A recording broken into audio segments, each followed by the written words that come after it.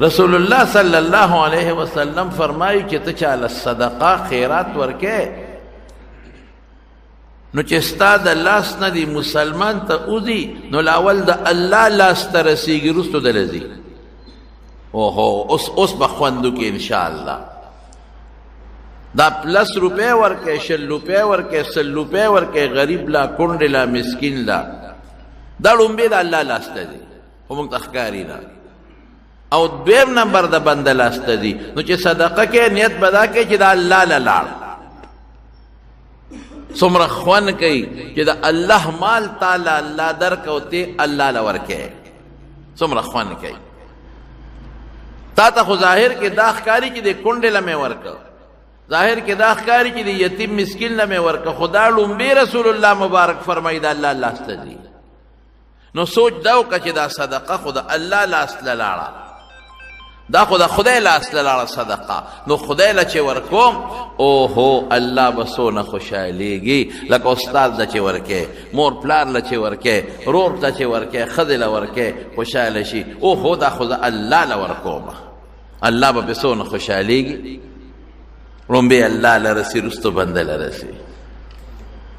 دې وجې نه په صدقه الله ډېر زیات خوشحالېږي. او دا سیم نه را چې دا صدقه دې ورکړه پیسې دې لاړې ختمې شوې بدل به خدای درکوي. من یقرض الله قرضا حسنا الله په قرآن شریف کې فرمایي چې دا صدقه دې ورکړه دا دې ماله قرضه راکړه. او بیا نبی علیہ السلام فرمایي انا اغیر منکم تاسو نه زه غیرتیم والله اغیر مني الله زمانه غیرتی دی نو غیرتی له چا بدل نه پرېږدي. دا خدای له تا قرض ورکړه خدای ستا قرض ته محتاج نه دی او نه ستا مال ته محتاج دی لیکن تا ورکړه. او یو اوږد حدیث کې رسول الله مبارک فرمایي د قیامت پر ورځ به یو بنده ودرې ورته وایي بنده زه مریض یم تا زما تپوس نه دی کړی. یا الله ته مریض وي پتا خو بیماری نه راځي تا باندې خو تکلیف نه راغلی دی او نه به راشي پتا خو نه بیماری راغلی ده او نه به راشي ته څنګه وایې چې زه مریض یم.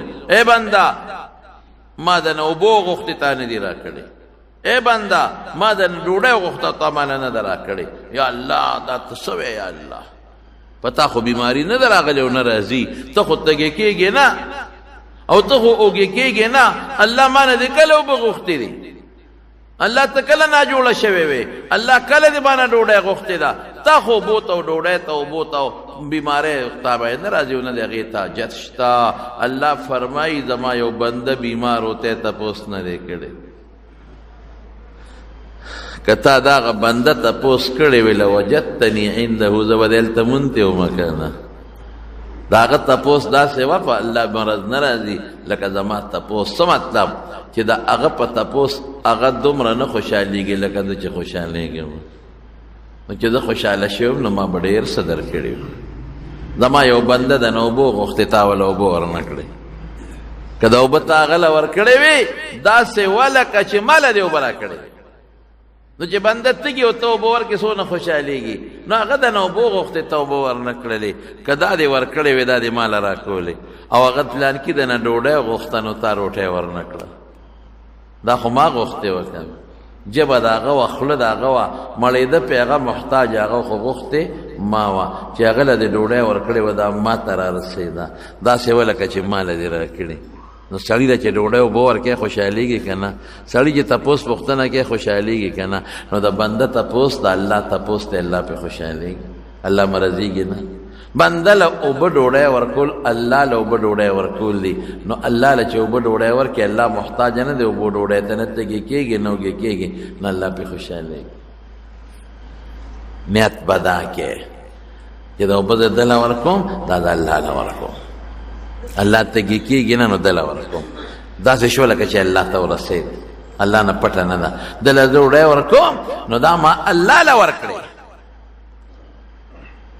دا د شو چې رب له مې ورکړې په خپله رسول الله مبارک فرمایي زه نه ویم الله پې خوشحاله بدل به خدای ورکوي. رسول الله صلی الله علیه وسلم مبارک یو حدیث دی د حضور پاک مبارک حضرت عقبہ ابن عامر رضی اللہ عنہ روایت حضرت عقبہ ابن عامر رضی اللہ عنہ روایت کہ رسول الله صلی الله علیه وسلم فرمایي چې په بني اسرائیلو کې یو سړی یو دشت و بیابان کې ولاړ او دی کې اوریځ راغله. اوریځ وګړځې د غړزار پکې راغی او یو غیبی آواز شو دی اوریځ ته چې اسق حدیقة فلان، ای اوریځې د فلانکی زوی، بل روایت کې د پلار نوم ورسره دی، د فلانکی زوی باغچه وبکا. حیران شو چې خدایا دا څه مطلب شو؟ اوریځ وګړه بید او د هغې نه آواز راغی چې د فلانکی زوی باغچه وبکا. دا خو تماشا خو د ګورمه دې کې باران شو، باران په غرو شو. زه ولاړم دلته لختي په غاړه ولاړم، باران په غرو شو. چې په غر باران وشو هغه اوبه ټولې راغونډې شي په دې لختي کې را روانې.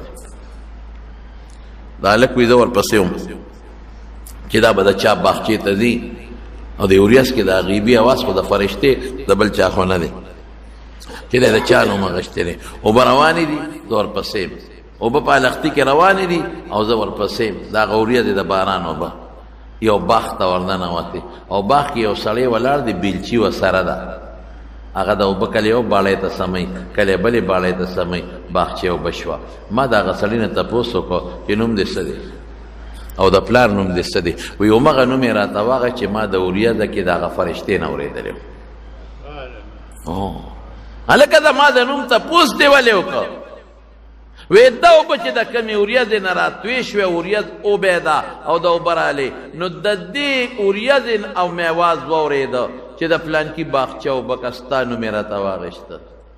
وایه څه نیک کار کوې چې الله پاک خصوصي ستا دپاره اوریځ راوسته او په غرې باران وکړه او بې دله دلته راوستې او تا باغچه اوبه کړه. څه کوې؟ وی هغه وایي چې نور څه نیک عمل مې نشته، خو چې د ما د دې باغ نه څونه آمده نه شي نو په تینې تقسیم کړم.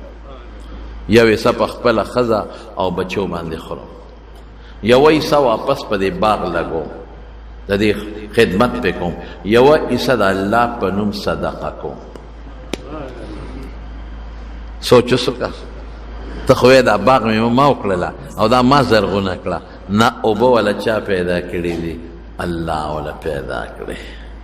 مونږ ډېر خلک ګیلې کوو ګلی مې باغ وواو، فصل مې ګلی وواو، اوبه وچې شوې، ملخان وواو، تیلیه وواو، دا دارو دا دارو دا دارو.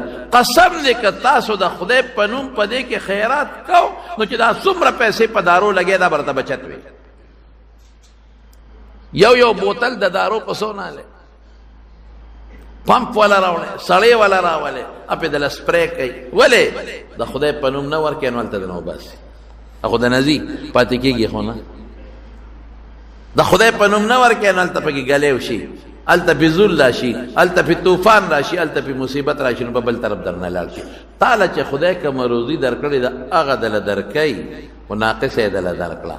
نو که د خدای په نوم دې ورکولې نو تاله به ښه شی درکو او دغه به نه په دارو درملو نه تلې به خدای نه تلې. دونه په صدقه رب العالمین خوشحالېږي چې د یو سړي دپاره بذات اوریځ راولي او د هغې نه وله باران کې یو به ورته وررسوي. صدقه ډېر ښه شی دی زما. نبی کریم صلی الله علیه وسلم فرمایي حضور پاک زرته نه ویم وی اوه کسان به د قیامت پر ورځ د الله د عرش د سوري لاندې به هغه ورځ چې نور به پښتانه وي نیزواري او رسول الله مبارک فرمایي وی نور به انسان ته دومره رانږدې شي چې یو میل به رانږدې شي، یو میل. نو د حدیث راوي چې کوم استاذ دی د حدیث مونږ ته را رسوي او وی پته نه لګي ای المیلین علا چې پیغمبر کم یو میل مراد کړی دی. میل دو دی، یو د سړکونو دا میل دی، یو میل په عربی کې سلی ته وایي چې سترګو کې پیرانجا چي چې څونه به رانږدې کېږي. یو میل د سړک والا را نږدې دی او که سترګو کې سلی اچي دې ته میل وایي دومره را نږدې شوی دی. نو فتظهر جلودهم دا سرمنې به اوخوټ کېږي، سرې بشي تکې تورې بشي، چې نور دومره را نږدې وي قسم دې په اوړي کې نور لږ دی خو مونږ ته نږدې وي په ژمي کې لري مونږ ګرمۍ نه نشو ټینګېدی نو په دغه ورځ بیا خو مرګ نشته او بیماري نشته او سوځېدل او تو او ګرمي شته نو دا خلک به په خولو کې ډوب پراتی حضور پاک فرمایي څوک د ګیټو پورې الی الکعبین څوک الی سرته تر نامه پورې څوک الی صدق سینې پورې څوک تر مرۍ پورې